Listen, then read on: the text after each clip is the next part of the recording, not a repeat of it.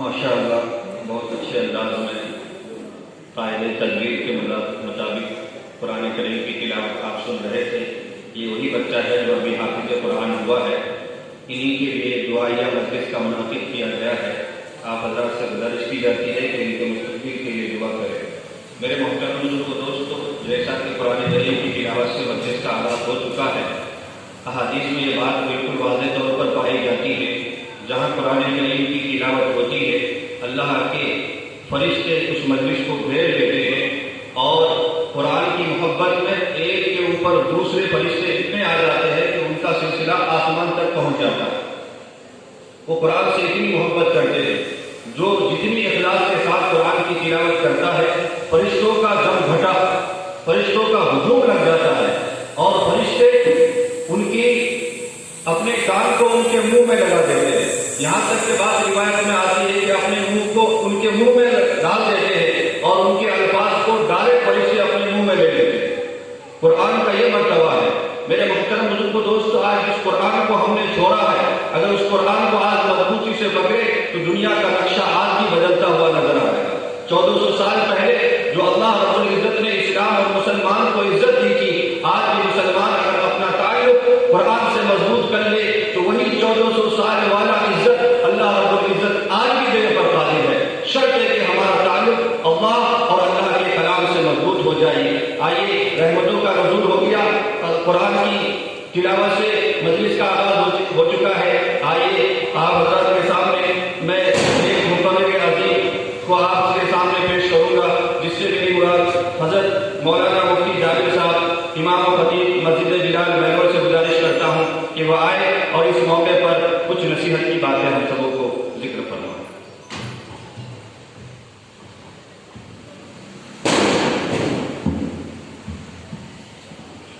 السلام علیکم ورحمۃ اللہ وبرکاتہ.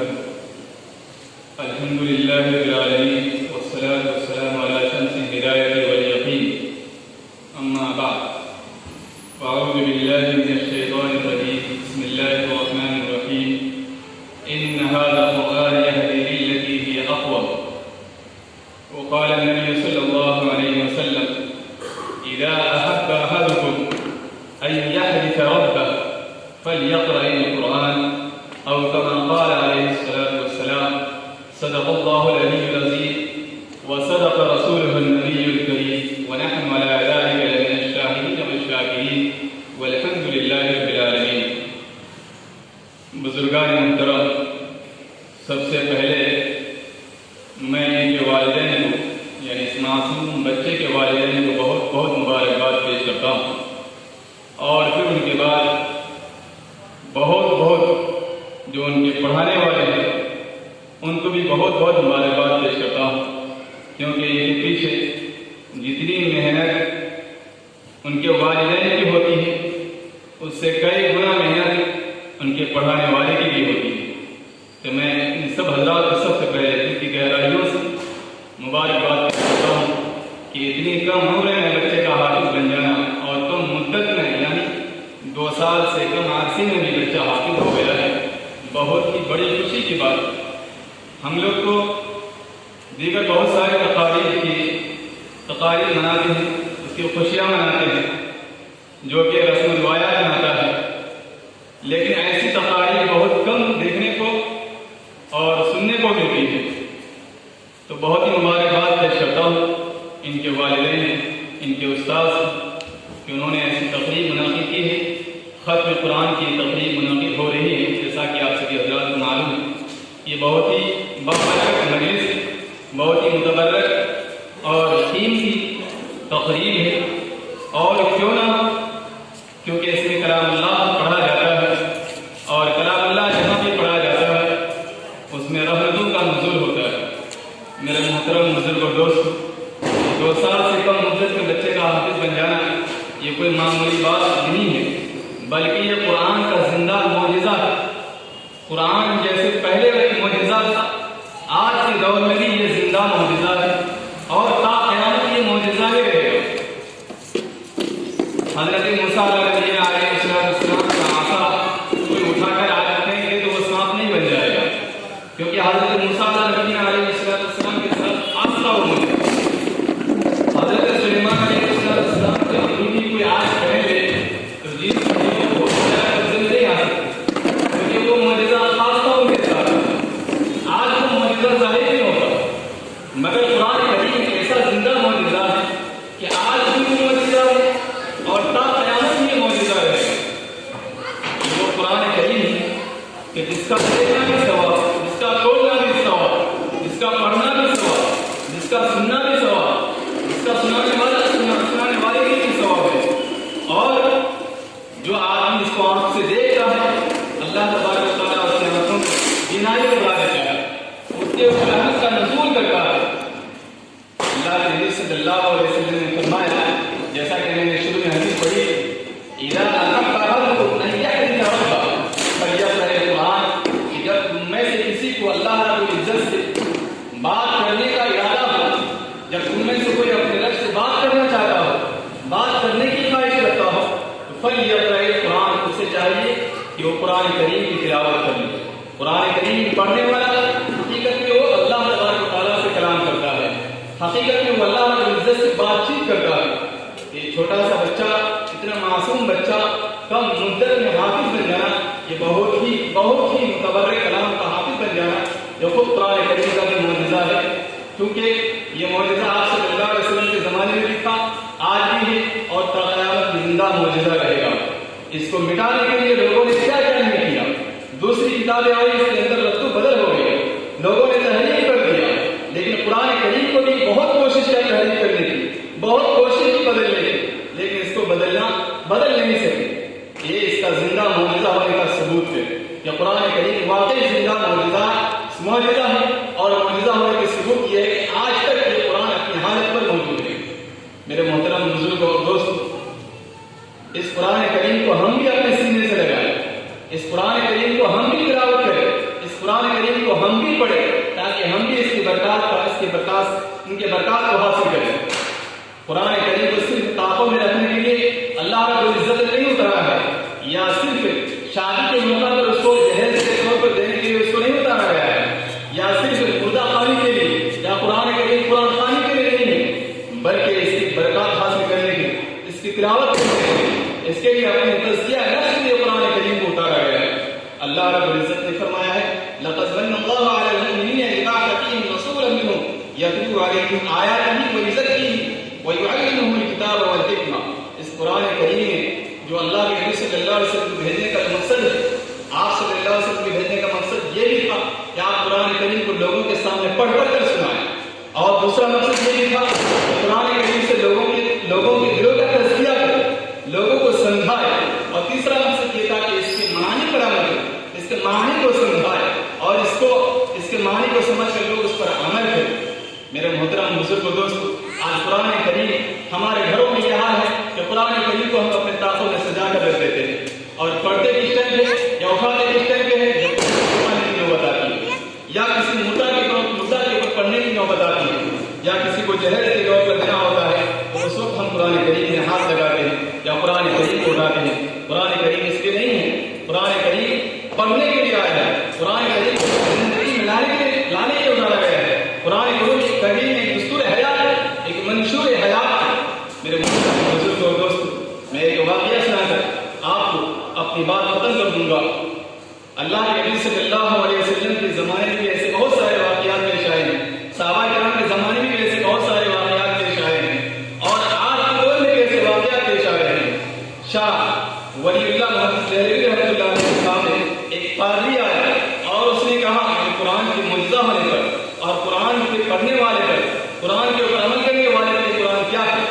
ایک پادری آیا اور شاہ ولی اللہ کے سامنے، شاہ ولی اللہ محمد دہلوی رحمۃ اللہ علیہ کے سامنے دعویٰ کیا کہ حضرت چلیے ہم اور آپ جو ہے ایک چیلنج کرتے ہیں، آپ اپنی قرآن کو لے کر آئیے، میں اپنی کتاب کو لے کر توریت کو لے کر آتا ہوں، اور دونوں کو جو ہے آگ میں جلا دیتے ہیں، آگ میں ڈال دیتے ہیں، جو کتاب جل جائے گی وہ کتاب کی غلط، اور وہ کتاب والے کی غلط، اس کتاب پر عمل کرنے والے کی غلط۔ تو حضرت جو ہے شاہ ولی اللہ صاحب رحمۃ اللہ علیہ نے اور سمجھ گئے، اور انہوں نے کہا بالکل ٹھیک ہے، آپ کا چیلنج قبول ہے۔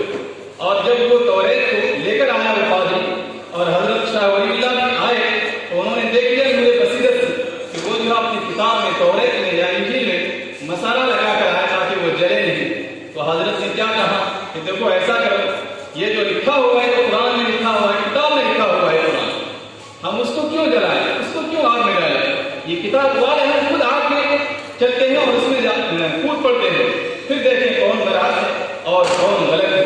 جب حضرت نے یہ جملہ کہا کہ دیکھو ہم لوگ خود آگ میں کودیں گے، قرآن کو نہیں ڈالیں گے، کتاب کو نہیں ڈالیں گے، وہ جو پادری تھا وہ بھاگ گیا، کیونکہ اس کو معلوم تھا کہ ہماری کتاب کے اوپر مسالہ لگا ہوا ہے، کچھ لگا ہوا ہے، ہماری کتاب جلے گی نہیں، اور ان کی کتاب جل جائے گی اس میں کچھ بھی نہیں لگا ہوا ہے۔ تو حضرت نے کہا کہ کتاب والے کہتے ہیں۔ یہ قرآن آپ صلی اللہ علیہ وسلم کے زمانے میں بھی معجزہ تھا، آج بھی معجزہ ہے کہ چھوٹے چھوٹے بچے بھی اپنے سینے میں اس کو محفوظ کر لیتا ہے۔ دوسری کتابوں کو کتنی بھی یاد کرو وہ یاد نہیں ہوتی، اور اس کتاب کو چھوٹے چھوٹے بچے جو 5 سال کے 6 سال کے بچے بھی یاد کر لیتے ہیں، 1 سال میں بھی یاد کر لیتے ہیں، 6 مہینے میں بھی یاد کر لیتے ہیں۔ ابھی پچھلے لاک ڈاؤن میں پیپر میں آیا تھا کہ 6 مہینے کی مدت میں ایک صاحب نے جو قرآن کو مکمل یاد کر لیا، قرآن کو ہی یاد کر لیا۔ یہ قرآن کا زندہ معجزہ ہے کہ آج بھی اس کا زندہ معجزہ ہونا شروع کے طور پر پتہ چلتا ہے کہ قرآن کو ہم پڑھیں، اپنی زندگی میں لائیں، اپنی زندگی میں لا کر اور عملی ثبوت پیش کریں۔ اللہ کے نبی صلی اللہ علیہ وسلم نے کیا فرمایا؟ اہل اللہ اہل القرآن۔ اگر اہل اللہ کو دیکھنا چاہتے ہو، اللہ والوں کو دیکھنا چاہتے ہو، تو قرآن والوں کو دیکھو۔ اہل اللہ وہ نہیں ہیں جو موٹے موٹے اور بڑے بڑے جبے پہن لے، اہل اللہ وہ نہیں ہیں جو موٹی موٹی تسبیح ہاتھ میں لے کر پھرتے رہے، بلکہ اہل اللہ اہل القرآن۔ اہل اللہ کو دیکھنا چاہتے ہو، اللہ والوں کو دیکھنا چاہتے ہو، تو قرآن والوں کو دیکھو، تو قرآن پر عمل کرتے ہیں ان لوگوں کو دیکھو۔ تو میرے محترم بزرگ و دوستو، کہنے کا مقصد یہ ہے کہ ہم بھی اپنے بچوں کو قرآن کی تعلیم دیں اور خود بھی قرآن کریم کی تلاوت کرنے کی کوشش کریں۔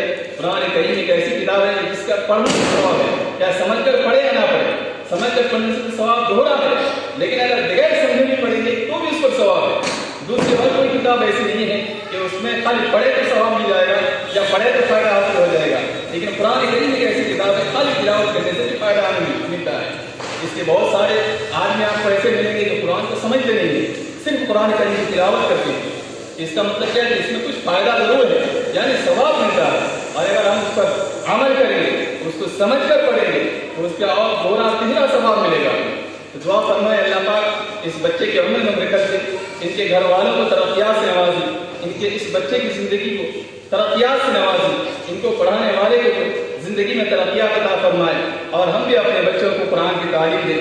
آج ہم اسکول کی تعلیم تو دیتے ہیں، کالج کی تعلیم تو دیتے ہیں، آخری تمام تعلیم دینے کی کوشش کرتے ہیں، لیکن آج ہمارا معاشرہ ایسا بن چکا ہے کہ مدرسے کی یا قرآن کی تعلیم نہیں دینا چاہتے ہیں، اس کو پسند ہی نہیں کرتے ہیں۔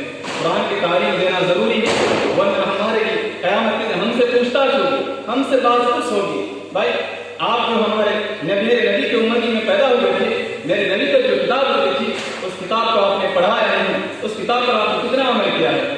دعا فرمائے اللہ پاک ہمیں کہنے سننے سے زیادہ عمل کی توفیق عطا فرمائے۔ وآخر دعوانا ان الحمدللہ رب العالمین۔ ماشاءاللہ یہ تھے ہمارے مفتی محمد جابر صاحب، امام و خطیب مسجد بلال میلو، قرآن کے معجزے پر روشنی ڈال رہے تھے۔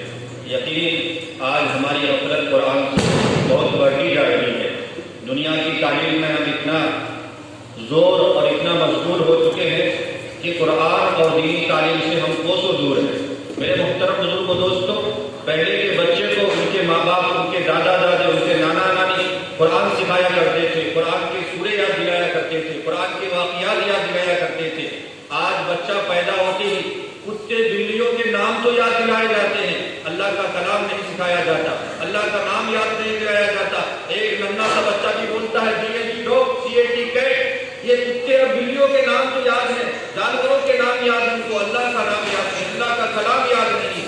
میرے محترم بزرگ دوستو، مبارک ہے وہ اللہ کے بندے اور وہ اللہ کے مخصوص بندے جس کو اللہ رب العزت نے اپنے کلام کو پڑھنے کی، سمجھنے کی اور اس کو یاد کرنے کی توفیق عطا فرمائی ہے۔ اسی لیے حدیث پاک میں ہمارے اور آپ کے آقا حضرت محمد رسول اللہ صلی اللہ علیہ وسلم نے ارشاد فرمایا ہے، اگر اللہ رب العزت کسی عام بندے سے خوش ہوتے ہیں تو اللہ جنت میں اس کے لیے ایک گھر بناتے ہیں۔ عام بندہ اگر اللہ اس سے خوش ہو جاتا ہے تو جنت میں اس کے لیے ایک گھر بناتے ہیں، مگر طالب علم جو قرآن کو پڑھتا ہے، قرآن کا علم حاصل کرتا ہے، ہمارے اور آپ کے آقا حضرت محمد رسول اللہ صلی اللہ علیہ وسلم نے ارشاد فرمایا، جب اللہ کسی طالب علم سے خوش ہوتے ہیں تو جنت میں اس کے لیے ایک شہر آباد کر دیتے ہیں۔ ہمارے اور آپ کے لیے ایک گھر، مگر طالب علم جو قرآن کا علم حاصل کرتا ہے، اللہ رب العزت اس کے لیے ایک گھر بنا دیتا ہے۔ تو بہت ہی مبارک بات ہے، اور اللہ رب العزت اپنے کلام کو اسی کے دل میں بساتے ہیں جو اللہ تعالیٰ کے نزدیک بہت محبوب، بہت پیارا ہو۔ اللہ اس کو ہی اپنے کلام کی محبت سے نوازتے ہیں اور اپنا کلام اس کے دل میں محفوظ رکھتے ہیں۔ تو میرے محترم بزرگ و دوستو، بہت ضرورت ہے کہ آج ہم قرآن سے تعلق پیدا کریں، قرآن کو یاد کریں، قرآن کا علم حاصل کریں۔ یہی تعلیم ہے جو ہمیں دنیا و آخرت میں کامیاب کر سکتی ہے۔ میرے محترم بزرگ و دوستو، اب آئیے بچے کی دستار بندی کے لیے میں حضرت مولانا عبدالغنی خان سے گزارش کرتا ہوں کہ بچے کی دستار بندی کریں۔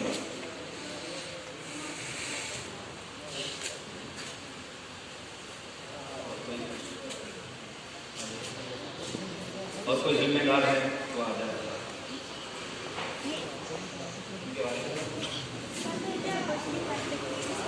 محمد قیام امین سنگھ صاحب کو گزارش کی جاتی ہے وہ بھی آئے۔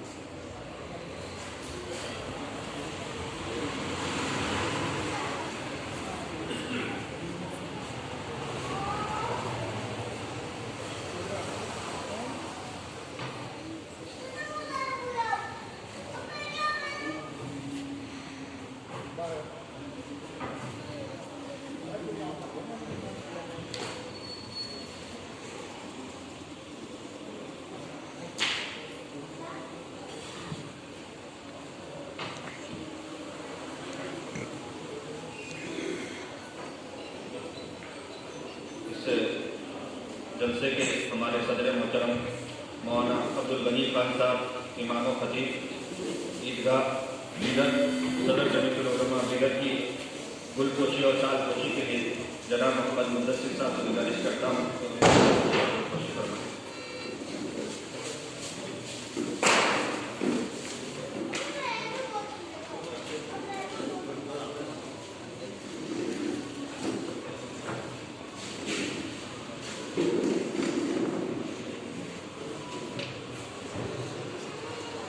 इसी तरह हमारे मेहमान खुसूसी मौलाना मुफ्ती जाहिर साहब इमाम खतीब मस्जिद जिलाल महरोज की सालपोशी के लिए भी मुदस्सिर साहब से गुजारिश है कि सालपोशी और गुलपोशी करना।